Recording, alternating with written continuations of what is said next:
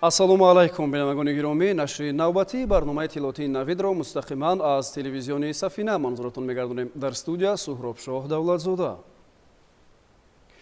дар шаҳри Душанбе байни ҳукумати Ҷопон ва ҳукумати ҷумҳурии Тоҷикистон оид ба кӯмаки грантӣ барои лоиҳаҳои бурсияҳо барои рушди захираҳои инсонӣ бо маблағи ниҳоии грант тақрибан 185 миллион доллари амрикоӣ ва лоиҳаи сохтмони зеристгоҳ барои низоми интиқоли нерӯи барқ дар шаҳри Душанбе бо маблағи ниҳоии грант тақрибан 134 миллион доллари амрикоӣ санадҳо ба имзо расонида шуда табодули онҳо сурат гирифт.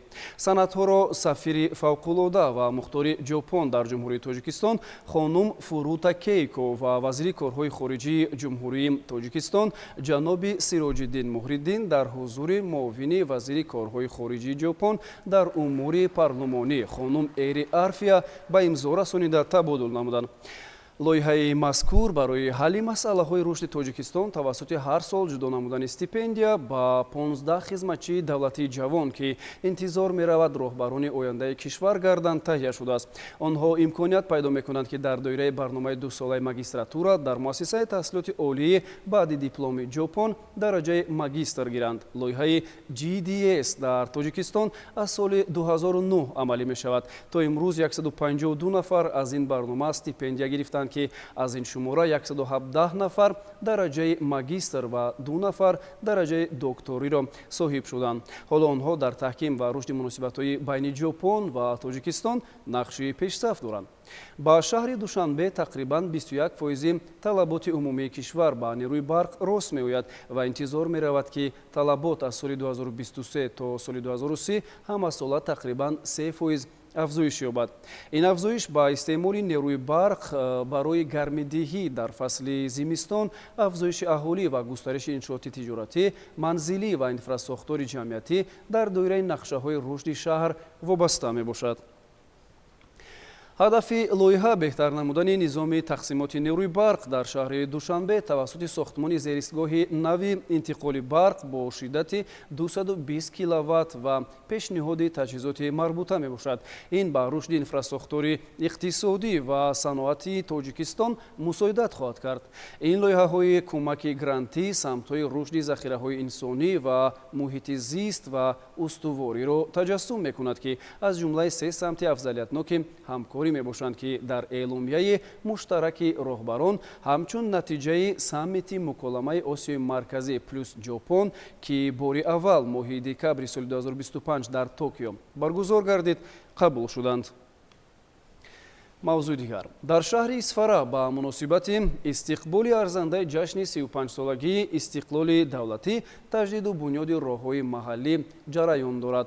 Ташаббусҳои созандагӣ бо ибтикори мақомоти иҷроияи ҳокимияти давлатӣ ва соҳибкорону сокинон васеъ ба роҳ монда шудааст. гузориш дар ин хусус.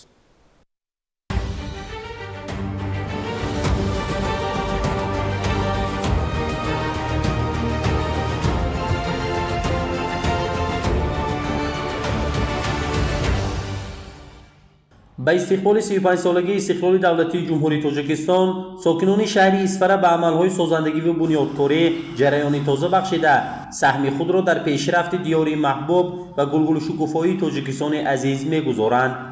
در جماعت دیهاتی نوگیلین تصمیم گرفتند که با تشبث و سهم صاحبکارانی و تندرست ساکنان محله منفجرکنی راه‌های داخلی را در مسافه 5 کیلومتر به انجام رسانند. در این کار یک از شهری خوجان با سفربرنامه‌ی تکنیک و تجهیزات و کارمندان بهره صفتاً اجرا نمودن کارها مساعدت نموده نیت دارند منفجرکنی راه و کوچه‌ها را با صفت بلند به انجام رسانند. صمیمانه همون یک از یک گریبان صبر راده محله تمام به کارهای آبادی محله سرجم شده. مهنتی خودی مردم جمع کردن منفجرکنی راهو به زیاده از 5 کیلومتر تیاری مدید. بازی 4 کیلومتر شدگی 1 کیلومتر دیگه باقی مونده. ما امروز کار سر کردیم. امروز پگاه خداوند به اتمام میرسونیم. ساکنان محله شروع شدن روند تعمیر و از نوسازی راه‌ها را نشانه سرجمی و یکدیگر فهمی و استواری صلح و ثبات در جامعه و یکمرامی ساختارهای دولتی و جامعه شهروندی در سمت آباد و زیبا گردانیدن دیاری محبوب ارزیابی نمودند. مسئولین ابراز می‌دارند که کارهای منفشکنی و چراغان‌کنی کوچه‌ها در دیگر محله‌های شهر نیز مرحله به مرحله ادامه یافته در دایره نقشه‌های سازندگی باز یک قطار لایحه‌های آبادانی عملی خواهد شد. گزارش نعیم جان یونوسوف و اسمت جان مقصودوف برای برنامه اطلاعاتی نوید از شهر اسفره. дар ноҳияи Тоҷикобод низ тадбирҳои ободониву созандагӣ вусъати тоза касб кардааст. мақомоти салоҳиятдор ва сокинон талош доранд ки нақшаҳои бунёдкорӣ ба муносибати солгарди 35-уми истиқлолияти давлатии ҷумҳурии Тоҷикистонро сари вақт ва босифат ба анҷом расонанд. дар доираи корҳои созандагию ободонӣ бахшида ба ҷашни 35-солагии истиқлоли давлатӣ дар ноҳияи Тоҷикобод бо маблағгузории иттифоқи ҷумҳуриявии ҷамъиятҳои матлуботи Тоҷикистон сохтмони бозори марказӣ оғоз гардида корҳои сохтмонӣ бо сурат идома дорад. бо бунёди бозори нави марказӣ шароити муносиб барои хариду фурӯш фароҳам гардида ҷойҳои нави корӣ таъсис дода мешавад. ҳамзамон иншооти мазкур метавонад ба беҳтар гардидани хизматрасонии савдо ва таъмини аҳолӣ бо маҳсулоти ниёзи аввал мусоидат намояд. бахшида ба ҷашни 35-солагии истиқлолияти давлатии ҷумҳурии Тоҷикистон бозори марказии ноҳия аз тарафи иттифоқи тоҷик матлубот бозори нави замонавӣ сохта ба истифода дода мешавад ки ин барои фурӯшандагону соҳибкорон шароити хуб фароҳам оварда мешавад. бунёди чунин иншоот дар доираи омодагиҳо ба ҷашни 35-солагии истиқлоли давлатӣ аз идомаи корҳои созандагию ободонӣ ва татбиқи иқдомҳои муҳим барои рушди иҷтимоию иқтисодии маҳал шаҳодат медиҳад. шахсан ман шоҳиди он ҳастам ки 35 сол пеш дар ноҳияи Тоҷикот вақте ки ман раиси раёсат будам якта бозорча майдаҳай буд.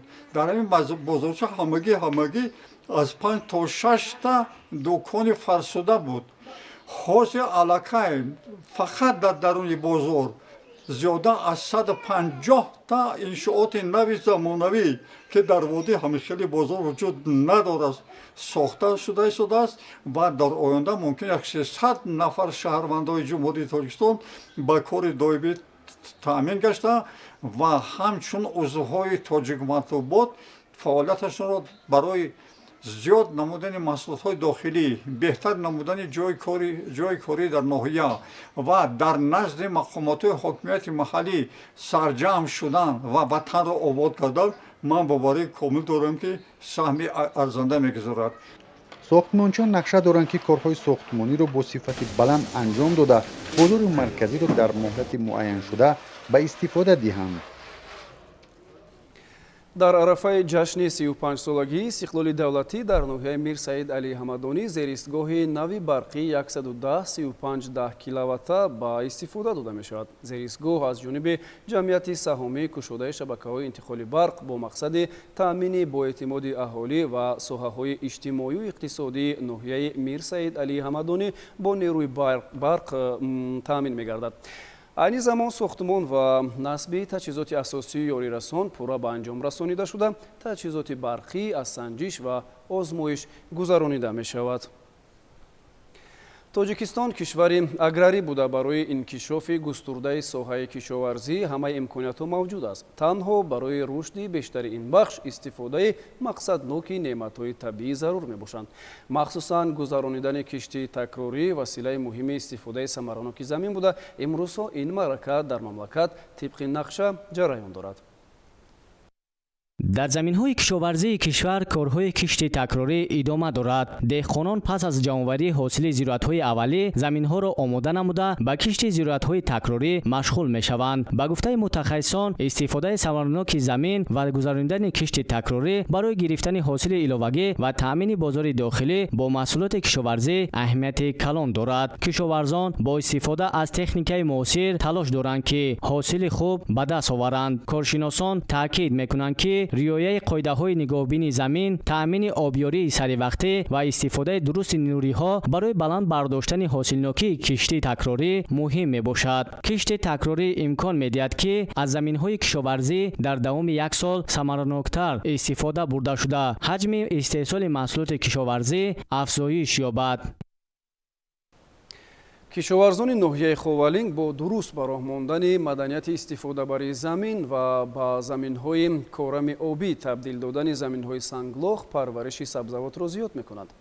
дар робита ба омӯзиши таҷрибаи деҳқонони варзида дар ин самт мақомоти иҷроияи ҳокимияти давлатӣ семинар-машвара ташкил намуд, ки кишоварзон аз ҷамъияти деҳот дар он ҷалб карда шуданд.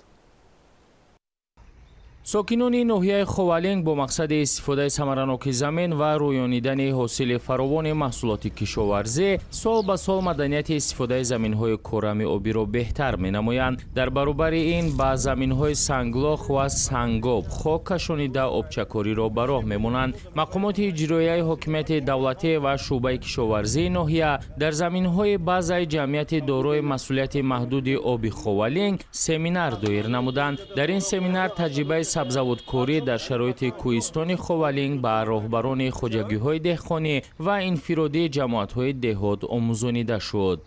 طبق ترکیب کشتی زراعت‌های کشاورزی زمین‌های کشاونده در ناحیه 6299 گکتار را تشکیل می‌دهد که در میدان 3921 گکتار کشتی غله‌دانی‌ها گذرانده شده است. در 219 گکتار سبزیجات، در 470 گکتار در همه شکل‌های خوجگیداری کشتی کاشتکار گذرانده شده است. مقصد از گذراندن این سمینار در آینده برای حاصل‌های نسل به دست آوردن خوجگی‌های دهقانی و دهقانان وارد که در آینده زمین‌ها را ثمراناک استفاده برده حاصل‌های خوب خوجگی‌های دهقانی به دست می‌آورد. در رفت سمینار مشورت باشد متخصصان با دهقانان طرز انتخاب درستی تخمی، مهلت کشت و گذراندن قاعده‌های اگرتکنیکی را آموزانیدند و دهقانان برگزاری چنین سمینار مشورت را ضرور و سریع عنوان کردند.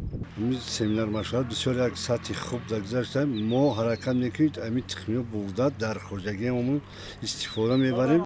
در این همایش اینچنین اوید با سری وقت جمع‌آوری نمودن خوراک چاروا یادرس شدند. در ناحیه خوالینگ اکثر خوجگی‌ها با چارواداری مشغولند و در فصل تابستان و تیر ماه موسم جمع‌آوری خوراک چاروا میباشد. امسال بارشات زیاد به نشأونمای خوب علف‌های طبیعی مساعدت کرد و چارواداران با استفاده از تکنیک‌های جمع‌آوری و ذخیره علف‌های طبیعی را ادامه داده ایستادند.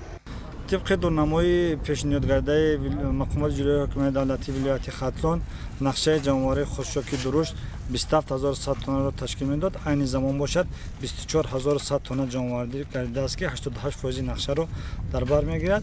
تا آخر موسم دهقانان عزم دارند که نقشه پیشنهاد کرده را بر زیاد اجرا نمایند. با اطلاع سردار شعبه کشاورزی ناحیه دوام 6 ماه سال جاری نقشه کشت و جمع‌آوری همه محصولات کشاورزی با درست به راه ماندن استفاده زمین‌ها اجرا گردیده در این سمت کارها ادامه دارند و تا آخر سال اجرای بر زیاد نقشه دورنما در نظر است. дар шашмоҳаи якуми соли 2026 маҷмӯи маҳсулоти минтақавӣ дар вилояти Хатлон ба 19,9 миллиард сомонӣ баробар шуда рушди воқеи он 108,1% таъмин гардид. дар ин давра ба ташкилоту муассисаҳои буҷетии шаҳру ноҳияҳои вилоят 12,9 миллиард сомонӣ ҷудо гардид, ки 12,7 миллиарди он ба соҳаҳои иҷтимоӣ равона карда шудааст. дар вилоят 48 лоиҳаи давлатии сармоягузорӣ дар соҳаҳои гуногун амалӣ гардид. маблағи аз худшуда дар татбиқи ин лоиҳаҳо 1,2 миллиард доллари амрикоиро ташкил медиҳад. дар ноҳияи восе дар робита ба рафти иҷрои қонуни ҷумҳурии Тоҷикистон дар бораи масъулият дар таълим ва тарбияи кӯдак ҳамоиши омӯзгорон баргузор гардид. дар он масъулони ноҳия иштирок намуда оид ба вазифаҳои муҳими соҳаи маориф суханронӣ карданд. дар толори қасри фарҳанги ноҳияи восе ҳамоиши васеъи омӯзгорон доир гардид. мавзӯи асосӣ рафти иҷрои қонуни ҷумҳурии Тоҷикистон дар бораи масъулият дар таълим ва тарбияи кӯдак баррасӣ гардид. дар ҷамоат ҷонишин раиси ноҳияи восе дар баромадаш қайд намуданд, ки оила ва мактаб пояи асосии тарбия мебошанд ва аз омӯзгорон даъват намуданд, ки дар ин самт масъулияти ҷиддӣ дошта бошанд. сипас мудири шуъбаи маорифи ноҳия оид ба таҷрибаи пешқадам сухан гуфт. барои пешрафти кор пешниҳод намуданд, ки аз таҷрибаи пешқадами муассисаи таҳсилоти миёнаи умумӣ рақами 1 истифода намоянд. онҳо дар самти тарбия намунаи ибрат ҳастанд. дар ҳамоиш ҳамчунин оид ба масъалаҳои мубрами рӯз пешгирии зуҳуроти номатлуби ҷаҳони муосир аз ҷумла экстремизм ва терроризм суҳбат карда шуд. таъкид гардид ки мо бояд ҷавононро аз шомил шудан ба чунин гурӯҳҳо пешгирӣ намоем. Мо бояд наврасонро дар рӯҳияи ватандӯстӣ тарбия кунем. онҳо бояд ба қадри дастовардҳои даврони соҳибистиқлолии ватан бирасанд. тарбияи насли солим кафолати пойдории истиқлол мебошад. гузориши хоҷа назриф, худойназар зуҳуров аз ноҳияи восеъ барои барномаи иттилоотии Навид. дар доираи баргузории рӯзи варзишгарони тоҷикистон дар ноҳияи баландкӯҳи Шамсиддин Шоҳин бо иштироки васеъи варзишгарону мураббиён, собиқадорон ва кормандони соҳа суҳбату вохӯриҳо, мусобиқаҳои варзишӣ ва дигар чорабиниҳои фарҳангиву фароғатӣ доир гардид. ҳамкорони минтақавии мо аз рафти ин чорабиниҳо гузориш медиҳанд. бахшида ба 35-умин солгарди истиқлолияти давлатии ҷумҳурии Тоҷикистон ва дар доираи таҷлили рӯзи варзишгарони Тоҷикистон тибқи нақшаи мақомоти иҷроияи ҳокимияти давлатӣ ва бахши кор бо ҷавонон ва варзиши ноҳияи Шамсиддини Шоҳин, ҳамоиши кормандони соҳа, дастоварди варзишгарон ва намоиши намудҳои варзише ки дар ноҳия тамрин дода мешаванд, бо доираи васеъи ҷавонону варзишгарон ва собиқадорону мураббиён баргузор гардид. масъулони мақомоти иҷроияи ҳокимияти давлатии ноҳияи Шамсиддини Шоҳин зимни сухани шодбошӣ бахшида ба рӯзи варзишгарон ва 35-умин солгарди истиқлолияти давлатии ҷумҳурии Тоҷикистон изҳор доштанд ки дар доираи сиёсати варзишпарваронаи асосгузори сулҳу ваҳдати миллӣ, пешвои миллат, президенти ҷумҳурии Тоҷикистон муҳтарам Эмомалӣ Раҳмон дар соҳаи варзиш дар солҳои соҳибистиқлолӣ такони ҷиддӣ ба вуқӯъ пайваста. варзишгарони тоҷик алалхусус ноҳияи Шамсиддини Шоҳин имкон пайдо намуданд ки дар мусобиқаҳои гуногуни сатҳи баланди ҷумҳуриявӣ ва байналмилалӣ иштирок намуда тоҷикистони соҳибистиқлолро арзанда муаррифӣ намоянд. таъкид гардид ки бо дастгирии роҳбарияти мақомоти маҳаллӣ айни замон дар ноҳияи Шамсиддини Шоҳин ҷиҳати такмил додани дастаи террае ки дар лигаи дуюми вилояти Хатлон майдондорӣ мекунад, пайваста мусобиқаҳои футбол байни деҳа ба деҳа баргузор шуда ба ин васила дастаи ноҳия мукаммал гардонида мешавад. зимнан дар мактаби варзишии ноҳия варзишгарон аз рӯи намудҳои миллӣ, олимпӣ ва ғайриолимпӣ машқу тамрин мекунанд ки дар 10 соли охир варзишгарони ноҳия зиёда аз 300 медал ба даст оварданд ки 20 медали варзишгарон аз мусобиқаҳои сатҳи байналмилалӣ ба ҳисоб меравад. дар идомаи чорабинӣ аз ҷониби дастандаркорон ба як зумра собиқадорон ва варзишгароне ки дар мусобиқоти сатҳи байналмилалӣ шарафи варзиши мамлакатро ҳимоя карда ба натиҷаҳои назаррас ноил гардиданд, аз ҷониби роҳбарияти мақомоти иҷроияи ҳокимияти давлатӣ ва бахши кор бо ҷавонон ва варзиши ноҳияи Шамсиддини Шоҳин бо тӯҳфаҳои пуливу молӣ ва ифтихорномаҳои мақомоти маҳаллӣ қадршиносӣ карда шуданд. бинандагони азиз, ҳамин гуна буданд хабарҳои ин соат. бо расидани хабарҳои дигар шуморо дар нашрҳои баъдӣ ҳатман ошно мекунем. хайр, хушу хубу муваффақ бошед.